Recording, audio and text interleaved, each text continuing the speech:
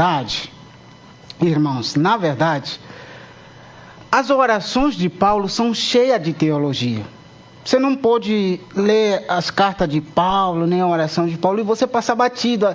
É complicado isso. Não acontece. Ele é uma pessoa que está falando uma coisa, uma palavra já tem outra. Então tem muita coisa sobre isso. E enquanto os irmãos vão encontrar o versículo que nós vamos refletir hoje, que é Colossenses capítulo 1, versículo 9. Colossenses capítulo 1, versículo 9.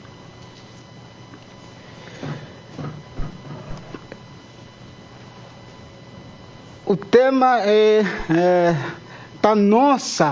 nosso agradecimento e oração. Coloquei esse pronome porque esse pronome vai ter a sua função aqui.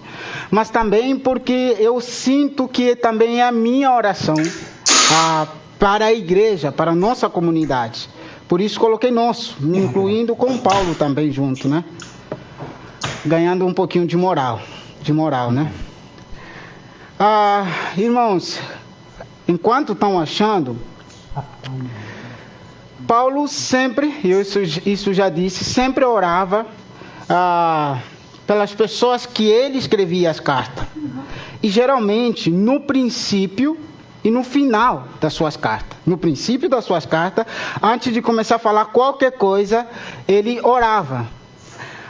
No nosso contexto, do país onde eu venho, tem isso da crentada, veio visitar você, e depois fala, vamos orar primeiro antes de começar a conversar?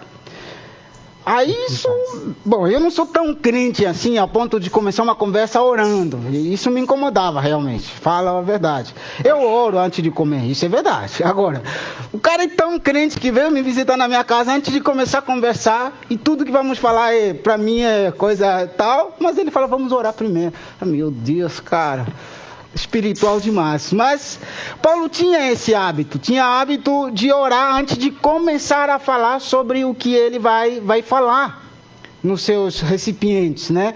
Então ele orava para aqueles que ele escrevia, no início e no final. Mas ele também, acontece nas suas orações, que ele ensina por meio das suas orações. Por quê? Porque as orações dele, ele ora por aquilo que ele deseja que aconteça na vida dessas pessoas como resultado daquilo que ele vai escrever. Por exemplo, suponhamos que o Paulo recebeu uma carta de uma igreja que está em adultério, né? A oração de Paulo vai tratar sobre o adultério, vai falar como é que é pecado, mas antes de falar sobre tudo isso, ele ora.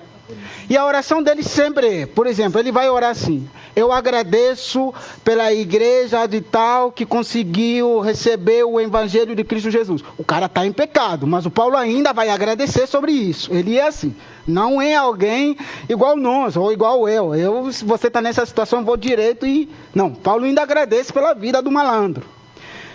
E aí, depois que ele agradece, ele ora, tá? Tem a oração de agradecimento e tem a oração de súplica, que são as orações de necessidade, onde realmente ele faz um pedido, tá? E nesse pedido é onde ele, então, pede para que Deus faça com essa comunidade que está em adultério. Ele vai orar assim: Deus, eu oro para que você dê a eles santidade. Santifica os seus olhos, tal, mantenha o seu matrimônio. Essa oração já é a resposta daquilo que ele vai escrever depois.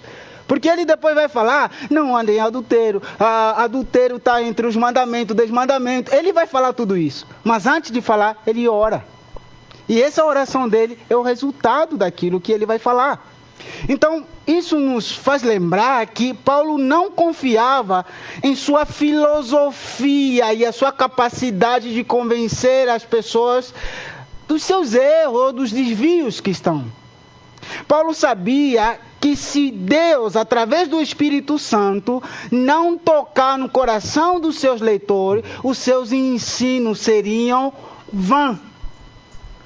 Por mais eloquente que um pregador possa ser, por mais sábio, filósofo, PhD possa ser nas Escrituras, ele não tem capacidade de mudar o coração de alguém. A única pessoa que tem essa capacidade é o Espírito Santo de Deus. Por isso, Paulo se agarrava nas orações. Por isso, Paulo orava, para que Deus usasse a sua capacidade para a pregação da palavra de Deus. Amém, irmãos? Então, é o seguinte, quantos amam a palavra de Deus aqui?